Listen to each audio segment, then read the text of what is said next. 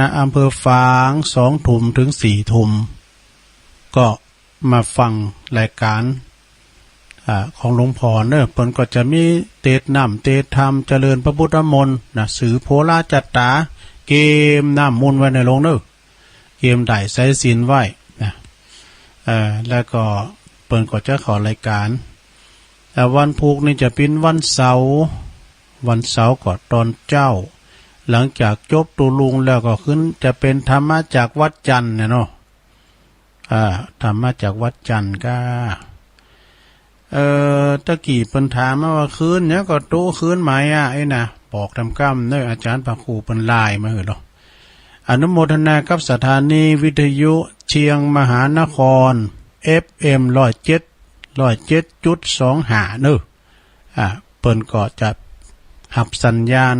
ธรรมะ2 ช่วงเวลาโดยกันเนอะโซนในเมืองเจียงใหม่เนาะตั้งแต่ฟังอำเภอสันทรายอำเภอแม่แตงอำเภอหางดุงอำเภอสลับปีอำเภอดอยสะเก็ดแถวเจียงดาวบ่ดูโอ้ติดกับปุ่นกะเวียงแหงบ่กะช่วงเจ้าก็เวลาตี 3 ถึง 8 โมงปุ่นกันเนอะตี 3เจ้าถึง 8 โมงช่วงเมื่อค่ำยามคืนก็20.00 นถึง 24.00 น8 โมงถึงเต็งคืนน่ะดูเริ่มตั้งแต่31วันนี้กรกฎาคมผู้ก็ลองไล่ฟังก่อนเนอะสถานีใหม่เฮาเปิ้นก็จะรับคืนบุญเฮานะขอบคุณเนอะเนี่ยอาจารย์พระครูเพิ่นไลน์มาบอกเนาะศรัทธาญาติโยมทั้งหลายฟั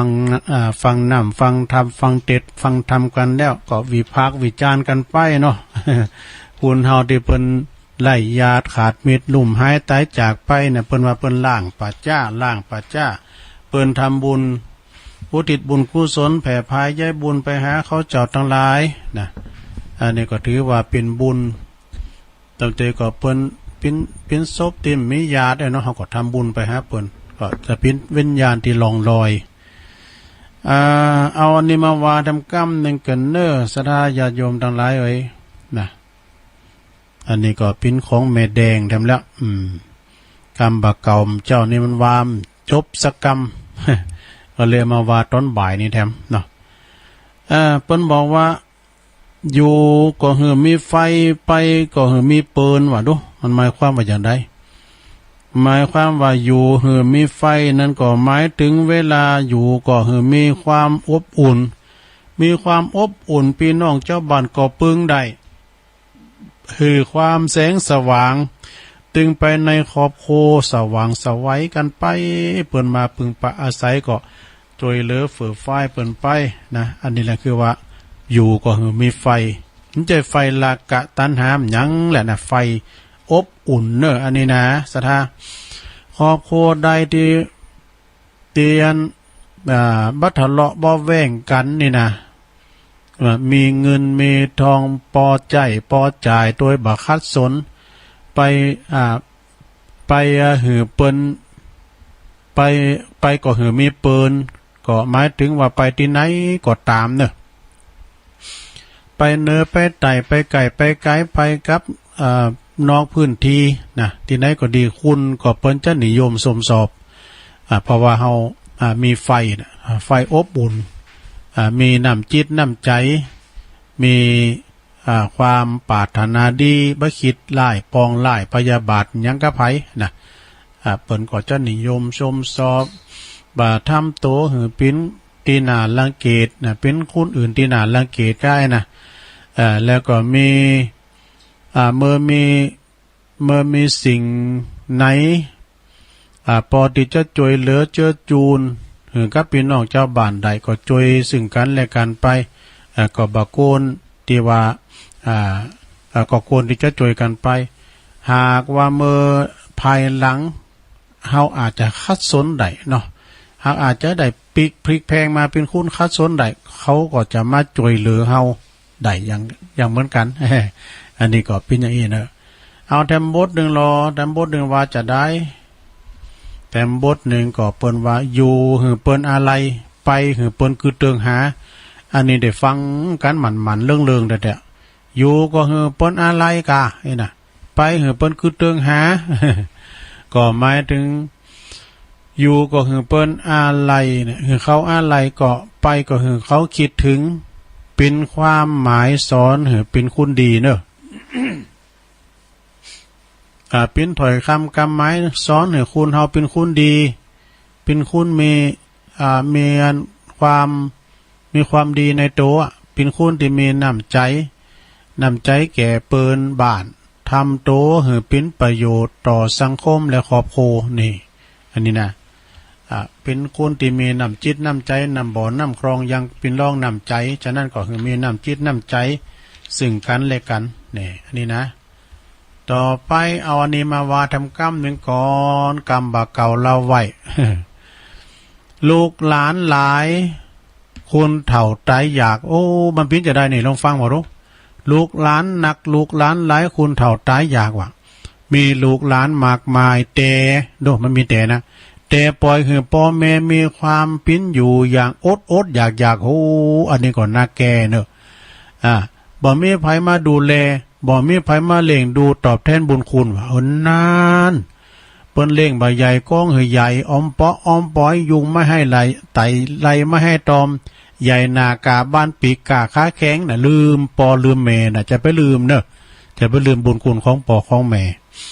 แหมกรรมหนึ่งก็เกี่ยวกับลูกกับปอกับแม่เหมือนกันลูกสาวคุณเล่งปอเล่งแม่บ่ได้ว่าดูลูกสาวคุณปอแม่เล่งได้นะแต่ว่าปอแม่สองคุณลูกบ่มีไผเล่งได้ดูเป็นอย่างนี้ดูเปิ้นว่า10คุณบ่10คุณปอแม่เล่งได้หือเจริญเติบโตใหญ่หน้ากาบ้านสูงเราเรียนศึกษาแต่ว่าพ่อแม่เพียง2คนเต่าอ่านลูกเต่าเหล่าล้านลูกเต่าตั้ง5ตั้ง6ตั้ง7ไผตีไหนก็มาผอมมากอยดูแลพ่อแม่นั่นนะลืมพระเจ้าคินด้วยนะลืมพระเจ้าคินอย่างไม่น้อยวามเจ้านะพระเจ้าคินโน่นี่นะลูก7-8คนแม่ทนเลี้ยงได้จนเจริญวัยใหญ่แล้วส่งไปศึกษาบ่เฮือกาดแก้วลาดไปหลงดื่มเหล้าเมาเบียร์เฮียนมานักล้ำเอาขว้างในเฮียมีผัวมีเมียซ้ำบ่มาใกล้ เมื่อแม่เจ็บเป็นหนาวเย็นเมื่อยไข้เจ้าตึงบ่มาใจแถมซ้ำที่สมบัติหลักฐานให้นาป่าตางลูกยังหวังได้คนเดียว น้ำตาแม่ตกอกแม่เป็นเปียวที่พ่อแม่คนเดียวลูกเลี้ยงบ่ได้แน่มันพี่น่าดูอีแม่ก็กึดไปกึดมาเป็นดีใครให้มันเป็นกรรมอันใดเช่นล้ำที่ลูกทุกจนแม่ทนช่วยกรรมแม่มีแต่ให้อภัยความฮักอย่างนี้จักมีที่ไหนจักมีไผคนใดมาเหมือนพ่อเหมือนแม่เจ้าลูกหลานฟังเนอจำเนอลูกเต้าแม่ของเฮาก็คือแม่พระความกตัญญูขอจะไปละอันนั้นมันเป็นล่มแก้วโพไซพ่อแม่เจ้าตายไปแล้วเจ้าจักไปเปิ้งไผ่สุดประเทศไทยเปิ้งไผ่ตึงบ่ได้นี่เวลาปอตายก็ดีแม่ตายก็ดีซะเราแป้งห่อข้าวไปดันร้อยห่อปั้นหอมม่านดึงเหมือนปอมเหมือนหน้าปอนน่ะแม่สักกูน่ะเนาะไหวความติ้มใจนะมันเหมือนไหวปอไหวแม่เนี่ยวัดเตวัดดาประจำต้นโตเฮานะเปิ้นว่าเป็นพระเจ้าคินเนาะจะไปลืมเนอะไปขอป้อนตัวเจ้าโทษทุกวัดร้อยวัดหมื่นวัดอย่างไม่น้อยว่ามเจ้ามันย้ำเต่าปอนปอปอนแม่ล่ะเอ้ยมึงก็จุยอีแม่ก็ปุ่มลูกปุ๊กนอนเนี่ยอีแม่ก็ขอปันป้อนให้มึงอยู่ดีมีสุขเนอะเจริญก้าวหน้าเพราะไปฟ้าววัดไวฮับป้อนอีแม่เว้ยๆเนอะนะเปิ้นปันป้อนเหรอนะร้อยวัดหมื่นวัดก็ตามเต็มเต่าปอนพอปอนแม่นะเนาะสะท่านะเนี่ยเพราะว่าลูกสาวคนเล่งปอเล่งแม่บ่ได้ลูกสาวคนปอแม่เล่งได้นะไปเขียนไว้นะแต่ว่าปอแม่2คนนี่ไผ่ผอมก้อยนะอันนี้เป็นกรรมของปอของแม่จัดได้ ไปลืมปอลืมแม่เนี่ยคำก่อนในนะตุลุงเนี่ยมาติ้มใจล่ำเลยเล่งใหญ่มาแล้วเต้าหงเต้ากามาทอดตุมลาขว้างไว้เสียจอยบอกเกิดทอดตัวเมื่อยามหนุ่มน้อยแม่พอคอยดูเจ้าอยากตุก เมื่อกลางคืนเย็นแม่คืดนั่งลูกหอบเจ้านงไวกันว่าเจ้าลูกน้อยสะดุ้งตกใจแม่จักห้ามให้ขวัญมาเนื้อเจ้าอีน่ะแม่จักจำไอกว่าในลูกเต้าสะดุ้งตื่นเมื่อเวลาตื่นพักผ้าขี้เยี่ยวนายอีแม่ก็เอาไปซักตึงตากแห้งตึงวันเลี้ยงใหญ่มาแล้วมะม้อยจอมขวัญมีใจมอยดำปากห้าวสัวก้ายามเมื่อปามานอีแม่ก็กองหันหน้าวังปึ้งบุญคุณยิ่งนักเลี้ยงใหญ่มาแล้วกายเป็นเพศยักษ์บอกคืดทอดอันบุญคุณแม่ได้หอบเลี้ยงกำจูอุดหนุนแม่วังเป็นกุลเมื่อยามแก่เท่าปุโนแน่อีปอยเมก็หวังลูกหวังเต่าเจริญเก่าหน้าหวังลูกหวังเต่าเนี่ยการกรุงลุงเริงไปตั้งหน้าเมื่อการกรุงลุงเริงไปตั้งหน้าก็มาผอมากอยปอเมพองเนอะนะเอาอันนี้ทำกรรมหนึ่งก่อนศรัทธาญาติโยมล็อกคนเดียวบ่เตาเงาถึงหมู อันนี้เคยว่าแล้วก็แฮะอันนี้มันเคยว่าแล้วก็เนี่ยรับเด็กลูกเจ้าปิ้นเจ้าตั้งหลายนะนี่ว่าแล้วนี่จบไปละอันก็เอาอันนี้มาว่าทำกรรมหนึ่งเกินศรัทธาเอามามันปฏิดปต่อนะตัวลุงนี่ว่าไปเลยนะอันนี้เปิ้นสูงตั้งลายมาเปิ้นบอกว่าเฮาซื้อบ่ได้คือความดีเนี่ยนะความดีมีขายไผก็ได้ต้องทำเองไม่ใช่ว่ามีขายตามกาดตามลีโดเฮาเยี่ยมดีมาสุดแรงสุดปีโอ้ปีนี่ฟุกลำไยจะไปซื้อความดีกำร้อยนะมันมีขายไม่มีขายก็จีนควายนะกะเนาะจีนควายก็หนอก็อากะกาดลีอ่ะความดีนี่มีขายนะเหมือนกับกำลังเฮาเนี่ยเฮาก็ได้ต้องออกกำลังดีหรือว่าสุขภาพดีไม่มีขายถ้าไผขาได้ต้องออกกำลังพองเด้อปั่นรถถีบพองกาแขว่งแขนพองกากะนอเฒ่าเฮาก็แขว่งแขนน่ะเนาะตุลุงนี่เตียวขึ้นดอยน่ะเตียวลงไปโหนหนักบอกเตียวขึ้นมามันก็มันเหลือกินอ่ะขายอยู่ตะบะแหละก่อนนี้ยามมื้อใหม่มานี่ย่าง3ตี4ตีนะเดิมได้ย่างเนาะปดโตเสาโหเนอะคอยเตียวมาเนี่ยปดโตม้าก็ตัวลุ่มๆเนอะความดีเฮาซื้อมันได้นะหาซื้อมาได้คือความดีหนีบ่ได้ก็คือความตายมันตายเหมือนกันหมดสราญาโยมไปโกเนอะตายนะการตายเฮาว่าเป็นภพมันก็ปนทุกข์เนาะเปิ้นว่านะแต่ว่าเพิ่นไปดีแล้วไปให้เพิ่นป่นทุกข์ละนะเพิ่นไปดีแล้วเพิ่นจะปลอบใจเฮาอีน่ะเพิ่นจะปลอบใจแล้วก็เฮาได้แต่พินจะได้โหนี่ก็อย่างว่าก็อย่างผีทั้งหลายมันเจ้านี่ก็นักแกเนาะเพศผู้ปีก็เล่นไปหาน้องอันว่าเพศผู้น้องก็เล่นไปหาเพศปีไปหาปีแบบเพิ่นตายไปเป็นเพศจังได๋เพศดิบกันเพศดิบ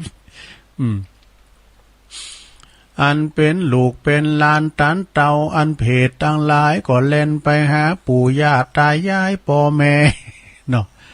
ไปซอหาของกินของตานที่ไหนก็บ่ได้ก็หังตานหาเพิ่นนี่เนาะอย่างนั้นก็กินตานเพิ่นน่ะลงเด้อจะไปโกมันน่ะตายน่ะตายเนี่ยมันโกนะโกปินน่ะนะซะดาเนาะงับเงิงปินก็ปินตายก็ตายปู่จ้าทำมึงเอายามานี่คำก็ทำมาบนนั้นสู่นะกาทำมายังทำมหาวิบากนะ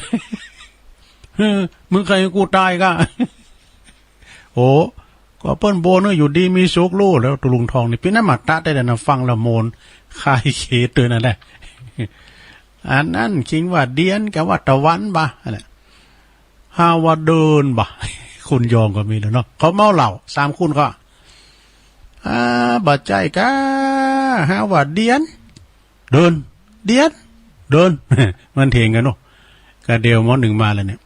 ไอ้คิงละมันนี่เหรออันนั้นคิดว่าเดียนกับว่าตะวันอันยังคิงเขาอูกันอันยังหาบ่ฮู้เรื่องอันนั้นนะคิดว่าเดียนกับว่าตะวันก็เฮาไปฮู้ว่ายังเฮาจะคนบ้านนี้น่ะจบข่าวพินว่ามันใจคุณบ้านนี้มันบั่นมันแต่พินเดินแก่นจะได้เนาะอันเนี้ยมาเราสู่จู้กันฟังได้นะลงเนอไปเขตเนอลงโอนเนอไปเขตแต่เบอร์1แล้วเนี่ยเจ้าเอาอันนี้มาวานน้ำแก้มกันนะลงเนอ โอ้ก็เดียวก็ค่อยโทรมากันเนี่ยว่าตัวซ้ายตอนกำเดียวเนี่ยวางขนาดเนอะวางขนาดนะก็เดียวก่อนเจ้าเด็ดเจ็ดสายอยู่เฮาเกิดมามีกายหมายเป็นหลักชีวิตมักปะตุกตึงสุกแหมเนี่ยมันมีตึงสุกตึงตุกเนาะพอหนตางจังเหมือนเดินคือเดินแหมมันมอมแมมหลายอย่างก่อจังมันนี่เตียวตังบุญไว้ก่อนปอบ่หอนลุจะไปจุจิตใจหือไหวหวันศีลธรรมของตุเจ้าเราถึงวันจ้าหือมันเตียงแต่จักแลงามนี่เปิ้นกินต้านงานไหน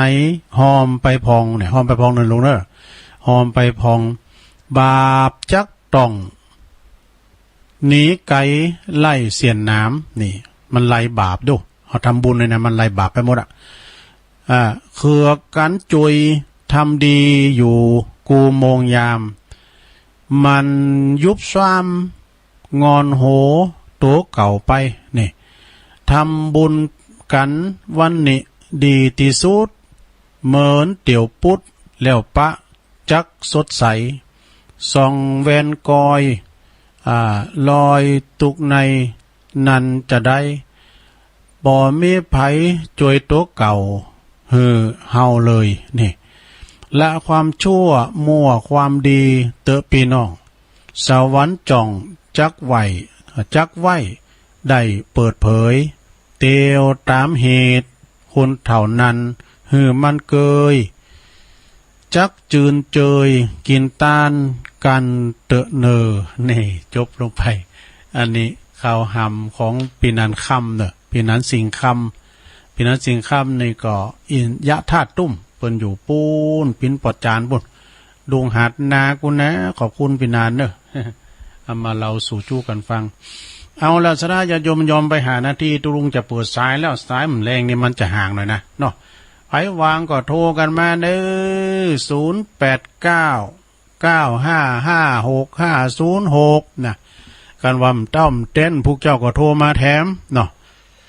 โอ้แต่เจ้านี่มีไผเนี่ยโอ้หลายอยู่ด้วยแม่โอนลงโอนนี่เป็นคุณแหลกเลยเนี่ยเบอร์แหลกเลยแล้วโอน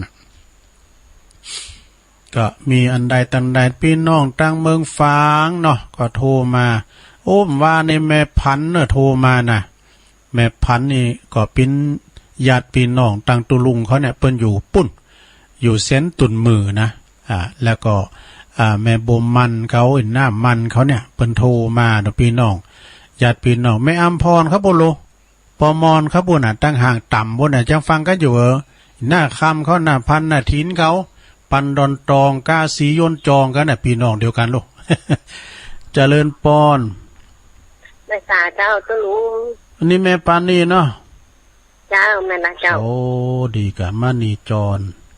แต่ที่ไผ่อันใส่อวยพรเพื่อเอาบุญมาฝากกับเจ้าอ๋ออันพี่น้องตะแม่อายกะหลังกาดแม่สาวแม่จันสมจ้ะอ๋อแม่จันสมกะเจ้าอันมันเอาบุญมาฝากนี่เขาขออันเพื่อผลบุญนั่นสะท้อนย้อนไปหาเจ้าของกรรมนี่เนาะอากะอันน่ะแต่ถูกต้องเพิ่นอุตส่าห์มาฝากแล้วรู้เนาะแม่น่ะขอผลบุญขอสะท้อนย้อนปิกไปหาเจ้าเพิ่นเนาะเจ้าแม่นเจ้าเหมือนเฮาทำบุญนี่ก็มันก็เหมือนกับเฮาอ้อมบ้อนขวางของกำแพงเมืองสะท้อนมาเฮาก็ว่าไผมันได้รับเนาะตันไปหาญาติกาวงศาพี่น้องเขาไปเกิดสวรรค์แล้วนะมันก็สะย้อนมาเฮาน่ะกะเนาะเจ้าแม่นละเจ้าคุณโต๊กแม่ปานี่ทำบุญบ่ต้องแดดนั่นแหละมันก็น่ะตอนนี้ก็น่ะมันบดอยู่เนิ่มเดี๋ยวนี้นะมันบดยังมีกันทั้งเพศมันแดดแม่น่ะขอบคุณแม่ปานี่เด้อเจ้ากำลังใจทุกมีสุขพวกเจ้าก็โทรมาแถมนี่พี่น้องตั้งมอแม่เมาขี้เหล็กฝางแม่ปราณีมณีจรส่งกำลังใจป้าตาแม่ปราณีสุดที่น่านตุนพึ่งด้วยเนอะตุนพึ่งเวงน้องหลอกแม่ปราณีเปิ้น มาพักผ่อนตั้งบ้านตั้งจองหลูกหงยามาใหม่กินข้าวหลายๆเนี่ยแม่ปานีเด้อฟังนำฟังทำไปกินข้าวนักกินยาตามแพทย์สั่งเนาะเอาแต้มแล้วโทรศัพท์ตัวลุงทำตัวเร็วๆทำแล้วเนี่ยมันหูดมาไปกันเดียวกันเนอะจึงไว้ก่อนเนอะไปไว้วางหูดเนอะจึงไว้ก่อนโอ้มันหูดไปเหรอกันมีเงินเนี่ยหน่อยนะมึงจะมาแลกไข่ยังดีกันเนี่ยมันหูดไปเหรอจึงไว้ก่อนเนอะจึงไว้เกินน่ะดูโอ้จะบ่เริ่มมาพอมันได้ไงกะ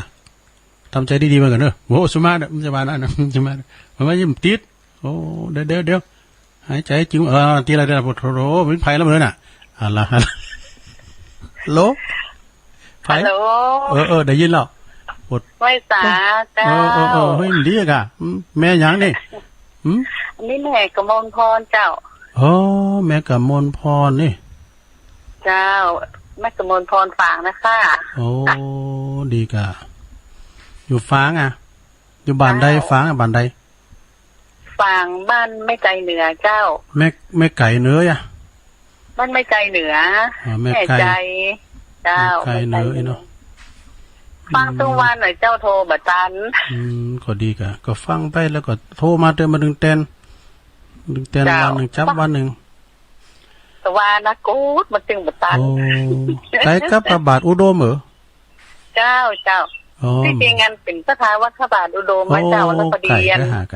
เจ้ามีครอบครัวมาอยู่ไม่ใจก็เลยมาอยู่ไม่ใจเนี่ยจะมาไกลกันเจ้าดีกะฟังกันถึงวันเนาะฟังพวกเจ้าก็ฟังดำเด้อเจ้าแต่แม่เจ้าเนี่ยมันตันให้อันรับลูกหลานแป๊บพินยังก่อนพี่นะฟังแรงนี่ก็ได้กะแต่ตอนแรกนี่ฟังถึงว่าตุ้นกูองนั่นกะมาถึงวันเจ้าบึดก็ฟังหลวงพ่อแถมคืนบึดนะเจ้าครูบาเปิ้นจัดติดบึดขอบคุณเด้อโยมแม่กมลพรเด้อบ้านแม่ไก่เนอเมืองฝางดอกสาธุนี่0899555656นี่ตั้งสันนะเมงบุโนสันทรายกาตั้งปุณโทรมาพองเด้อตั้งดอยสะเก็ดก็ดี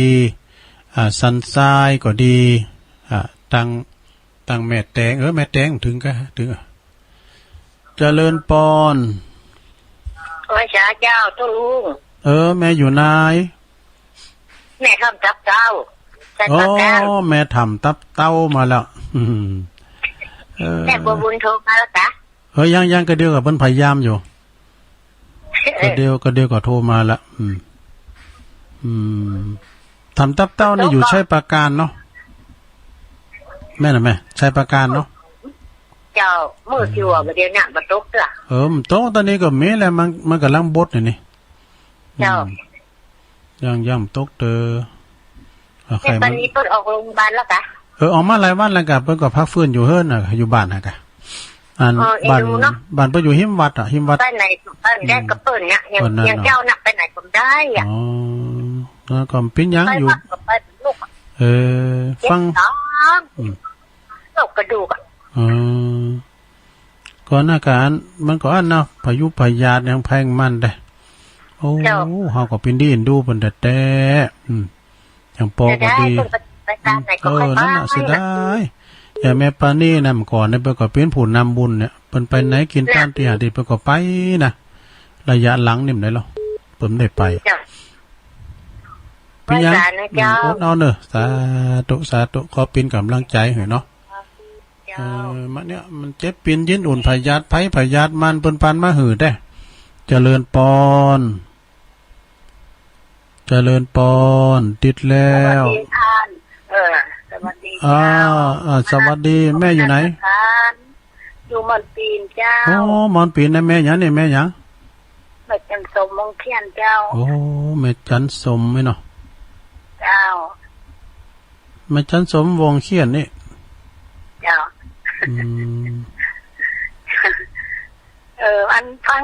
ถึงวันกูเจ้ากูแรงกูขำมายังถึงวันอ่ะดีกะโดนได้องได้ก็ฟังเหมือนกันตุลุงน่ะเป็นนักฟังดีๆนะตุลุงถึงมี3 เคิงอ่ะบ่ได้อยู่นะ กุฏิน้อยตุลุงพุ่นดังนอกห้องนั่นเครื่องนึงในเฮินในห้องน้อยอันเครื่องนึงแล้วก็มาตีห้องส่งนี่เครื่องนึงในห้องส่งนะน้องห้องส่งเขามี4เครื่องเหมือนกันดูเปิ้ปันมันก็มีเสือก็มีวงเขียนแม่จันสมอยู่บ้านเนี่ยก็บ้านมอนปินแต่มอนปิ่นเนาะมอนปิ่นนี่ก็ฟังนะกันเนาะฟังนะกันแต่ไปไหนบ่ได้เจ้าโอ้อันนั้นหมอตาบ่ให้ดีแข้งขาแต่ดีตามดีเป็นหยังเนาะ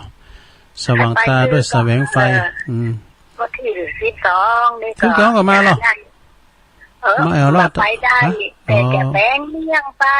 อาหารกัดกินไปโอ้ดีแล้วก็ปดโตใบยาวัดจำไม่ผลควายอาหารการกินนะเจ้าเป็นเมี่ยงหวานโอ้เมี่ยงหวานนะเจ้ากำซิบกำเศร้ากำอย่างนั้นดีแล้วกินไปสลีหมอนจืนเนาะท่านครูบาส่วนไปไหนมีการมีงานเจ้าก็แปลงไปนะคะโอ้ดีก็แปลงได้อยู่เจ้าแปลงได้อยู่แต่เตือนอ่ะไม่เตือนนะเขาอยากกินข้าวนะครับโอ้กินเบรกเสียงหิมกำอ่ะ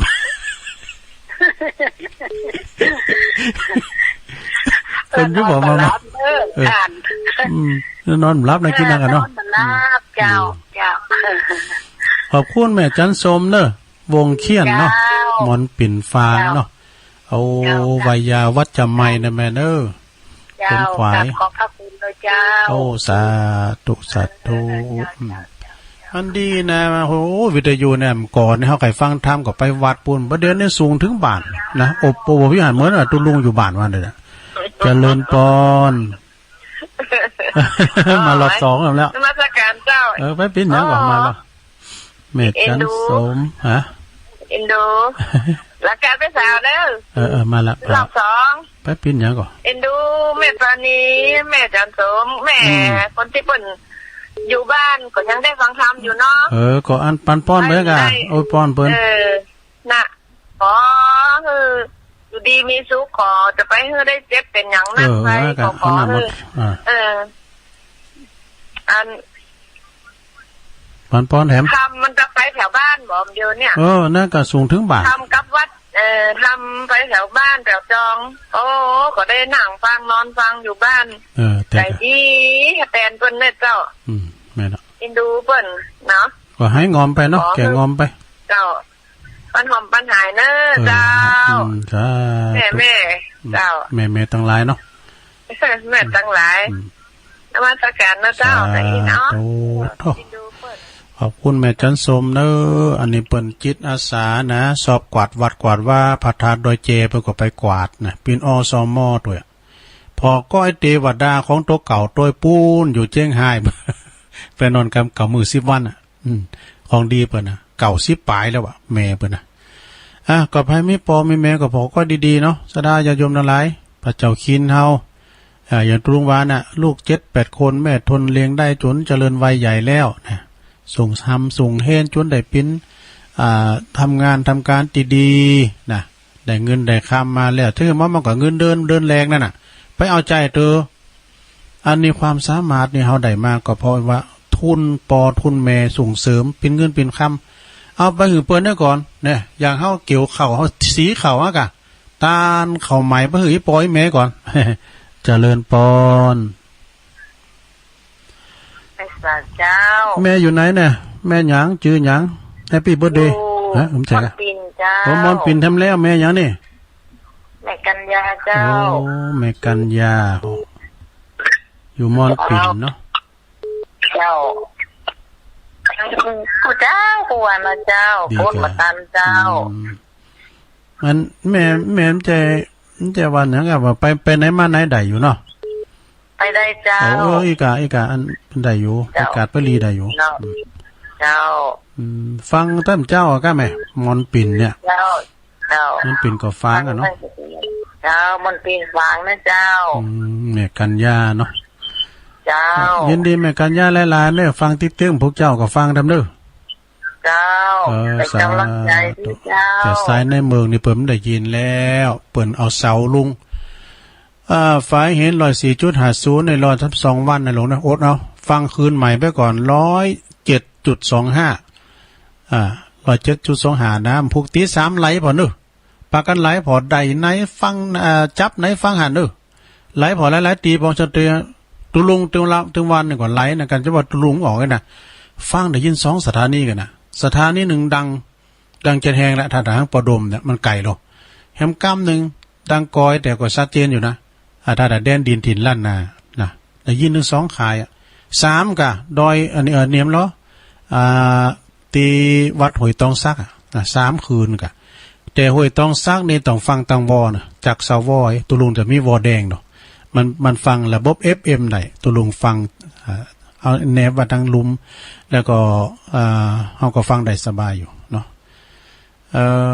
พวกลองฟังคืนใหม่เน้อ107.25เปิดครอบคลุมไปหลายตีนะแผ่วด้อยสะเก็ดแผ่วปุ่นแผ่วเจียงดาวบ่ดูตังเฮานี่ก็ถ้าได้ยินอยู่น่านฟ้าเรดิโอเนี่ยเปิ้นก็จะเปิดรับตั้งแต่ตี 4ไปเนอะน่านฟ้าเรดิโอตี 4 ถึง 7 โมงเป็นต้นไปแต่ว่าแดนดินถิ่นล้านนานี่ก็เจ้าประจำนะไอ้รุจิสมบัตินี่ปดโตเป็นจิตอาสาตากล่องโดยวันนั้นก็ไปโดยเฮารู้ไปจิตเตียนอยู่รู้เอาผ้ามัดโห้ยเนี่ยอันเปิ้นก็เปิดรับสัญญาณแต่ตี 3ไปจนถึง7 โมงนะวันพุธนี่ก็ฟังเน้อวันเสาร์นะสถาพวกนี้จะเป็นพี่น้องตังปุ้นท่านอาจารย์ท่านพระมหานิคมพระครูใหม่เขาก็จะมาออกรายการก็5 โมงนะ5 โมงเป็นต้นไปแล้วก็ต่อจากนั้นนี่วันเสาร์นี่6 โมงถึง 7 โมงนี่เป็นไผ่นะก็ฟังกันนะซะนะเด้อค่อยฟังกันไปแต่0899555656นี่สายสุดท้ายนี่มันห่างนะเปิ้นโทรเขาจะแต่กะหมู่ตั้งในเมืองนี่เปิ้นได้ยินโลเพราะว่าฝ่ายหินเป็นหยุดที่เสียงเปิ้นก็เริ่มได้โทรมาเนาะก็ตั้งเมืองฝางโทรมาติ๊กๆหรอนะตั้งเมืองฝางไอ้วางก็โทรมาเด้อมาช่วยกันจัดรายการเนี่ยกะเนาะแม่แจ่มโนต่อเฮือบุพาลามตำปุนนะแม่แจ่มก็โทรมาพ้องก็ได้นะทีมเจ้ามานี่ก็มีหลายสายอยู่โตกำลังได้13 สายตามปกตินี่มันจะได้อยู่25 สายกันนะเดี๋ยวนี้กำลังได้13 สายเพราะว่าหยังเพราะว่าตั้งในเมืองเปิ้นได้ยินตั้งงาน104.50นี่เปิ้นกำลังจะเปลี่ยนเสาทาวเวอร์เอาเสาเก่าลุงแล้วก็เอาเสาใหม่ขึ้นนะช่างเล็กเขากำลังดำเนินการพ้องว่าจะเมื่อเนตุก็มันก็จะสักประมาณ 2-3 วันลงเปิ้นก็จัดใจฮ้อนนะท่านอาจารย์พระครูสมุวิสุวัตรเปิ้นก็จัดใจฮ้อนฉะนั้นก็อดใจรอถ่าฟังกันไปเนาะโทรกันเข้ามาเด้อเจริญปอนรับ2น่ะรู้รับ2น่ะรับ2แม่หยังนี่แม่ปานีแน่น่ะแม่ปานีมาทำแม่ปานีมุมแดงนั่นน่ะกะปานีมันนี่จรมุมแดงมันจังได้เนาะมันว่างก็เลยว่างช่วยกันบริหารเวลามันจบไปเนาะเรื่องนี้มันประกันกันได้ดอกกันง่ายแต่กะวันนี้นี่สายห่างได้กะเพราะว่าอันไฟหินเปิ้นยุติการกระจายเสียงนั่นละอันเบิดในอันตอน2 รุ่นนี่ท่านพระครูอันหลวงพ่อเปิ้นจะได้เทศโลฮะเปิ้นจะไปเทศงานขาวดำอย่าเอาตัวแทนไปเมโดตัวปีท่านพระครูตัวนึงมาอันพระครูเนี่ยปุตโตเตจัดเนี่ยล่ะนั่นน่ะฮะพระครูศีลสัมบันพระครูศีลสัมบันนี่เจ้าที่เปิ้นอยู่เปิ้นเป็นคนลำปางนี่นะแม่น่ะพระครูเปิ้นเป็นคนลำปางแล้วก็ศีลสัมบันอยู่บ้านเมืองฝางเจ้าแต่ก็เปิ้นเป็นครูสอนพระเขาด้วยโตความรู้เพิ่นสูงกันน่ะเจ้าอันคือลุงจะเคยหันเพิ่นแล้วว่ะได้ฟังกระเสียงน่ะมันได้หันถ้ารอบนี้ถ้ามาตามนั้นถ้ามาธรรมะจันทร์วันนั้นนี่ถ้าได้หันเด้อวันที่12 กันยายนนะเจ้าถ้าได้หันอยู่แต่เพิ่นมานะเจ้า เจ้า 12กับพระครูศิลสัมบันนี่เนาะเจ้าเพิ่นก่ออันเจ็ดจะดีเนาะโอ้เขาทากะโทษเต็ดน้ำเต็ดทำไปอยู่โมอย่างน้ำไหลแหละโทษเน็ตกาเจ้าใจใดโทษโมนละเปิ้นอู่กับอู่กำจ้าก็จะดีเนาะอู่นุ่มอู่ไปน้อมๆอ่ะมีกำเจ็บกำใหม่อย่างเงี้ยเนาะเจ้าพี่ว่าเพิ่นเพเปิ้นอยู่ลำปางบ่เลยนี่แหละหนุ่มลำปางเนาะที่กูเตือนนี่มันตั้งอะไรอย่างนะโดยเราตั้งลำปางอย่างเพิ่นโทรมาเพิ่นก็ถามหาคนนั้นคนนี้อยู่อ่ะถามมาญาติที่โกโหติกาไม่นะอย่างตุลุงถามหาพี่น้องตะเมืองฟังอ่ะก็ตะไม่อายพุ่นเนาะเจ้าน่ะก็อย่างตุลุงน่ะถามหาตั้งต้นมือแม่อ้ายอ่ะแม่น่ะขอบคุณแม่ปานนี่เด้อเจ้าให้กำลังใจทุกคนคงเด้อฟังทุกสาธุนี่แม่มาวขีดเล็กลบ2นะแม่ปราณีเจริญปอนติดแล้วกะติดแล้วเจ้าแม่อยู่ไหนอันนี้แม่พรเนี่ยโอ้อันนี้พี่น้องห่างต่ำเนาะบางฟ้าห่างต่ำไม่อัมพรโอ้กำลังโต่งหาเพราะว่ามันบัดตั้มมันบัดเต้นเปิ้นน่ะกะเต้นแล้วกันเฮาจี้ก่อนเปิ้นเอาไปโหเทอีกอ่ะเดี๋ยวมันต้องวัดใจกันน่ะลองหัวเราะอีกมันห่างแล้วดอกไม้มันห่างแล้วโอ้ก็ยำเจ้านี่ห่างแล้วอูมันได้ได้ยินแม่บันเฮาเพิ่นนั้นเดี๋ยวนี้ได้ยินแม่บันเฮาไปอ่ะแม่อัมพรเอ้ยเจ้านั่นแล้วก็เจ้าเนี่ยฟังให้หน่อยเดี๋ยวรับไปเฮ็ดแก่ไปปิ้นหยังก็ทำก่อมรับมันก็ถึงอันเนาะถ้านาตุลุงเตทำอยู่ได้นี่ฮีแต่รับในนี่นั่นเนาะมันเจ้าน้ำมาเด้เจ้าไปเจ้ามันเป็นเจ้าวัดใจนั่นเนาะว่าลองพดของว่าถูกนะได้เนาะแล้วกันวันนี้ว่าลำขึ้นบุตรปีก่อนบุตรมีการบุตรอันท่านพระครูศรีละสัมบันนะหลวงพ่อใหญ่เปิ้นจะไปติดหลวงพ่อใหญ่เปิ้นจะไปติดนี่อันแม่ปานีสุธินานแม่ปานีมณีจรว่านะตัวแทนประกอบจัดเน็ตนะพระครูศรีละสัมบันเก่าเดิมเปิ้นอยู่พี่ลำปางตุงสานพี่บ้านแม่สายพินครับเอกะเนาะแล้วตุลาแล้วน้องโหเนาะเบิดน่ะบึดมีรายการตัวแหละมีแหละเปิ้นแบ่งปันกันเป็นอย่างเนาะตุลุงอย่างพวกเจ้ากะพวกเจ้าวันเสาร์ตุลุงเจ้ากันละเมื่อตอนนี้มีนะคะพุ่มต้นมันมีการเจ้านั่นเนาะตอนนี้จะมี2เจ้า2วันมีวันพุธวันพฤหัสวันพฤหัสวันศุกร์วันพฤหัสมันจะลงเนี่ยนี่ลืมนะวันพฤหัสวันศุกร์มี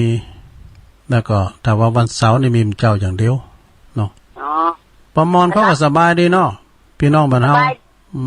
แต่ถ้าคนเดียวนี่น้ำฝนก็มีก็นั่นก็ฝนมันตกหน่อยให้นั่นเนาะน้ำไม่คนเดียวไม่ปลูกคนเดียว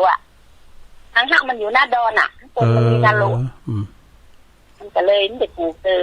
ไม่นะคนว่าก็ดึงที่2นี่นะถ้ามีอยู่มุ่งนะก็แต่มีกับพายุมาเข่านี่ก็แต่มีตะเริ่มมีเนาะคือจะมื้อฮ้อนก่อนนี่หน้าผนังหน้าน้ำฟ้านี่ก็บ่กาบ่ตกป่องกมฝุ่นกมตกกาบ่ตกป่องบ่ตกเอาก็ยังปลูกได้กินอยู่เนาะแม่น่ะได้กินอยู่ก่อนนี้มันเย็นนายากหรอกหน้าน้ำฟ้าแล้วหน้าผนังหน้าผนังไปลงคุยให้ได้ก่อนน่ะกับผนังนั้นพุ่มเขานั่นน่ะลงคุยกันตีเลี้ยงควายตู้ทั้งหมดกับมันน่ะอย่าเที่ยวกันนั่นเนาะไปเลี้ยงควายน่ะแต่ก่อนน่ะอยู่หั่นน่ะอยู่กับมันนั่นน่ะแม่น่ะวันพอดีไปลาเพิ่นก็มาแอวนี่ดีกะไปตากพันล่าฮู้จักก่อมันน่ะเคยฮู้จักอยู่จักอยู่เนาะก็ฝากความคิดถึงคุณน่ะเด้อเจ้าก็อายุมันยืนยาวนะอยู่ที่มีสุขเนอะเหมือนกันเนอะแม่อมพรเนอะอยู่ที่มีสุขเนอะเอาสวัสดีไม่หลาครับสวัสดีตะลุงนี่ค่ะไม่หลาไม่ได้ยินสบายดีนะตุ๊สบายดีตามมาตรภาพนะกะมันเจ็บไข่เงี้ยเนาะ ให้หลาก็สบายดีเนาะตู้เฮ้ยต้องขอรับต้องขาดไปครับนะต้องขามอ่ะนะขามอ่ะนะขามอ่ะแม่น่ะขามก็น่าจะนายทิ้งดูตัวหัวใจอ๋อนะพี่เนี่ยไปยังงานนักไปทำการนักกันคนดึงเนี่ยคนดึงย่างเลยโอ้ย่างให้พองจะไปโหมงานนักลำไปเอาสังขารเอาสุขภาพไว้ก่อนนะเพิ่นว่าคือกินข้าวแล้วนอนผีปันป้อนเจ็ดตื่นกันนะวันนึงเนาะยินดีเนอะเอาตาอีกก่อนเนอะผู้ก็โทรมาแถมผู้โทรมาแถมเนาะสาธุสายปีสายนอกเนอะนี่นะสายปีสายนอกขอบคุณหลายๆเนอะแม่อำพรเขาไม่หลาเขาแต่โทรกันมาเหลือแดมอยู่10 นาทีถึงแล้วเนอะ7 นาทีนะถ้าจะโทรมาก็โทรมาเนอะ0899556506วันนี้นี่ตั้งในเมืองเปิ้นหับได้ได้รู้โทรกันในเมืองหับได้นี่ก็จะโทรกันมาหลายอยู่ในสายมันห่างทั้งเฮานี่ก็โทรมานี่ตั้งด้อยหลอเนี่ยมีก็ลงโอนนี่มีก็ลงโอนฉะนั้นก็กำเดียวกันเด้อสถาหล่อสักกามเอาก็จะได้การจบจากตุลุงนี่ดูเหมือนจะเป็นพระครูไพศาลนะเนาะต่อรายการตุลุงน้ำใจฝ่ายหินนี่เนาะฝ่ายหินน้ำใจเตอสถาญาโยมทั้งหลายอดใจรอสักกรรมจะเป็นรายการเนี้ยก็แต่ตุลุงนี่จะได้เปิดธรรมะต่อจากตุลุงเนี่ยเนอะอาจจะเอาครูบาอินทรจ้าหรือว่าจะเอาตุลุงทองจ้าเพราะว่าตุลุงนี่ก็ได้รับชงเปิดตั้งแต่8 โมงมาละนะว่าก็ตั้งแต่10 โมงมาจนถึงแรงพุ่นน่ะเปิดปิดตั้งลุมแล้วเปิดตั้งบนตุลุงก็รับผิดชอบเฝ้าเสานะการทำนั้นจบก็เอาทำนั้นใส่ทำนั้นจบก็เอานำทำนั้นใส่ก็เอาหือตุลุงเอาหือสถาตั้งบ้านได้ฟังกันนะเพราะว่าท่านอาจารย์พระครูอภิวัฒนวิกรมเปิดจำได้ปิ้นโหงปิดตั้งลุมแล้วเปิดตั้งบุญเนี่ยนะแต่พวกนี้ก็ไม่ได้รับรายงานแต่เด้อเพิ่นเปิดเปิดโม่ด้วยนะ ก็ถ้าฟังดำก้ามนึงก่อนนะเหลือเดม5 นาทีมีก่อสถาญาโยมทั้งหลาย0899556506มันนั้นของปดมเพิ่นปิดไปแล้วก็เลยไม่ได้ยินกันอาจารย์ก็บ่โทรรอบ2ก็มาหลายคุณกะรอบ2ก็เลยมีไผน้องบิวน้องเบาเขานี่ก็ ได้โทรมาทางสายเฮาในสายไต่นี่ก็มีไปโทรมานี่เนาะถ้าสายตั้งวัดห้วยตองซักเนี่ยเขาก็เพิ่นได้ยินใช่ฮะหรือว่าเพิ่นได้ฟังกะเพิ่นได้ฟังแล้วก็วันพุกนี้ก็จะเอาจะได้ไหวพระหับศีลเนอะสถาเนาะตามจารีตตามธรรมเนียม ตุลุงว่าถ้าว่าเป็นวันเสาร์นี่เขาก็จะมีการทำกิจกรรมเรียกว่ามีศาสนพิธีมีการไหวพระรับศีลมีการโยงเข่าบาตรเนี่ยกะนะสวดกุนโลมพองเนี่ยนะเพื่อความเป็นสิริเป็นมงคลเนาะอันนั้นสถาญาโยมพวกเจ้าก็ลูกเจ้าน้อยก็ฟังโดยกันแต่ก็คุณก็จะฟังกันบ่หลายตกกลางคืนเก่านี่หายไปนี่ศรัทธาก็หายเพราะจันหลายไว้ไม่ได้โทรมาคืนแม่ขายใหญ่เฮานี่ตั้งฝ่ายหินเปิ่นปิดปรับปรุงเนอะแปลงเสาได้ใหม่อันนั้นก็ศรัทธาเมื่อว่ามีไผเดตุลุงจะโทนสายแล้วก็เนอะแล้วก็จะได้นำรายการจากราชศรัทธาไปก่อนสารธรรมยามแรงประจำวันที่31 สิงหา63นะก็สายที่1ก็แม่ลงโอนกิติลังกาสายที่1สายที่2ก็แม่จันเลื่อนใสสายที่2ก็ป่อบุญมีเมืองกลางสายที่4ก็แม่น้อยกาดนัดแม่น้อยกาดนัดสายที่5ก็แม่จันสมหลังกาดแม่สาวนี่แฟนคลับประจำแท้ๆสายที่6ก็แม่จันทราตาตอนบ่รู้อันนี้มาจากตาตอนสายที่7ก็แม่บัวพัดเนอะต้นสานแม่ศูนย์นะอันนี้ก็เพิ่นฟังเป็นประจำเนอะใครโคด้วยกันนี่นะแม่บัวพัดนี่นะสายที่8ก็แม่ปราณีมณีจรมแม่เมาขี่เล็กฟางเนอะ สายที่เก่าก็แม่กมลพรบ้านแม่ไก่เหนือนะบ้านแม่ไก่เหนือฝางเด้อ